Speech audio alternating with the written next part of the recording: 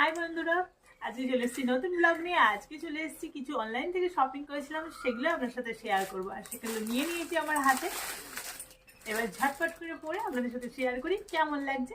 চলুন, ফার্স্ট কুর্তিটা আমি পরে চলে এসেছি, আর পিঙ্ক কালারের ওপরে, আর এটা রেয়ন কাপড়ের ওপরে আছে। এখানটা এমব্রয়ডারি ওয়ার্ক আছে, আর হাতাগুলো এমব্রয়ডারি ওয়ার্ক আছে, খুবই ভালো।